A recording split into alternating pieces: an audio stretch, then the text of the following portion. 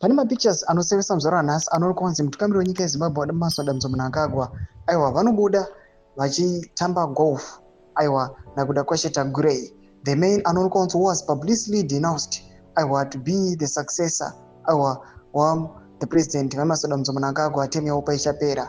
Panguva inoi kuchionekwa kunzi he was playing with Tagurei ignoring VP Constantino Chiwenga. Zarabe namashoko obuda panguva ino arinyatsokuratidza kuti aiwa panguva ine zvinhu zvinomira zvakanaka. Robo subscribe or like out on the bell. Example kona in the pictures panapa tipina muna mobuda nyingwa mchenzi and a development exclusively reviewed by Zim Eye.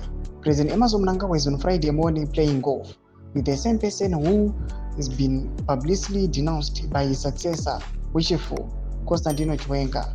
The sanctioned tenderpreneur Kuda Kwashe Tagurei is on camera golfing either the head of state within days of being denounced by Chiwenga SH Gananda, a glutton, a term Tagurei has used to shoot back at the sender by saying it actually means a successful person.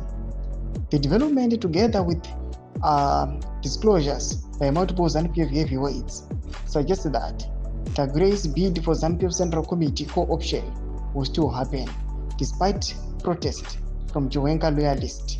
Tomashwa nobuda panguva ino sezvamuri kuona mapictures aiwa abunyanso kuona kuti aiwa mutungamiri wenyika aiwa anga ainyatsokufila free and safe and open aiwa achinyatso kuenjoya time yake ari in front of Kuda Kwashe Tagurei. Chitiko panguva ino chointerpretwa navanhu zvakasiyana siyana, vanhu vachiti kublock wako wakaitiwa naVP Constantino Chiwenga kunyange nana Mutsvangwa avo kuva co-opted into the Central Committee aiwa kunogona kushayiwa basa.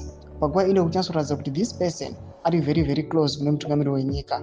Enda comment section medu mbotidza mafungiro enyu motikudiwa pamusoro pechitiko ichi. Aiwa musangano subscribe or like, sino tonza bell icon.